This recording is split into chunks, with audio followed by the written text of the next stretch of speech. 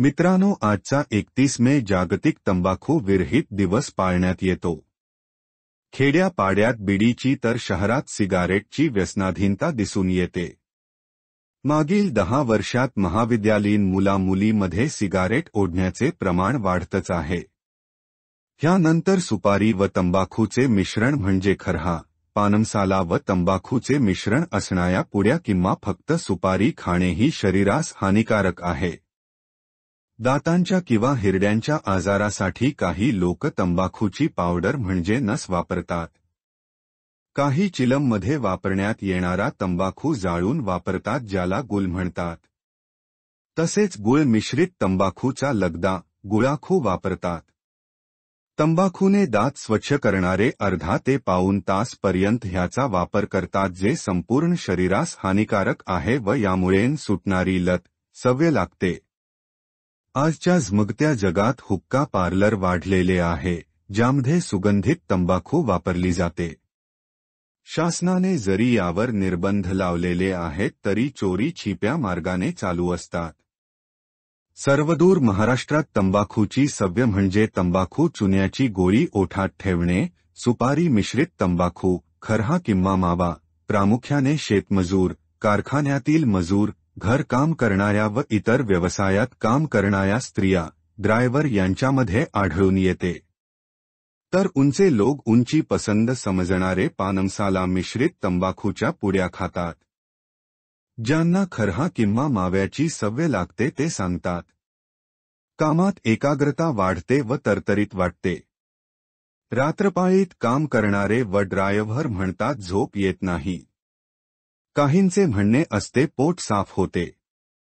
पण हे सगळे परिणाम क्षणिक असतात आणि वर्षानुवर्षे जडलेली सवय तुमच्या संपूर्ण शरीराचे नुकसान करते. ज्या लोकांमध्ये तंबाखू खाण्याची कोणतीही पद्धत असो, संपूर्ण शरीरावर त्याचा विपरीत परिणाम होतो आणि तोंडात होणारा त्रास हळूहळू तोंडाच्या कॅन्सरमध्ये बदलतो. तसेच फुफ्फुस, हृदय, रक्तवाहिन्यांचे आजार, पोटाचे आजार, यकृताचे आजार, मधुमेह आणि सुपारीचे सेवन करणाऱ्या स्त्रियांमध्ये थायरॉइड ग्रंथीचा आजार वाढतच आहे. हे सगळे आजार तंबाखूमध्ये आढळणारे हानिकारक द्रव्ये यामुळे आणि सुपारी तंबाखू खाण्यामध्ये ह्याची तीव्रता आणखी वाढते, ती सुपारीमधल्या हानिकारक द्रव्यामुळे. सुपारी तंबाखू खाण्यामध्ये 70% तोंडाच्या कॅन्सरची शक्यता जास्त आहे. सुपारीची शेती करणारे पिकांवर मोरचुदाची फवारणी अस्परजिलस फ्लव्स ह्या फंगसचा प्रादुर्भाव कमी करण्यासाठी करतात. यामुळे तांब्याचे सुपारीमध्ये असणारे प्रमाण वाढते. अर्धा कच्ची सुपारी व गोड सुपारीमध्ये फंगसचा प्रादुर्भाव जास्त आढळतो. म्हणून सुपारीतील वाढलेले तांब्याचे प्रमाण व फंगसचा प्रादुर्भाव यामुळे कॅन्सर बरोबर शरीराच्या इतर आजाराची शक्यता बळावते. ह्या सगळ्या आजारांपासून मुक्तता मिळवायची असेल तर आजच सुपारी तंबाखूचा वापर बंद करा. घरात सौफ सुपारीचे पानदान ठेवणे बंद करा. यामुळे लहान मुलांना सौफ सुपारीच्या सवयीपासून दूर ठेवता येईल.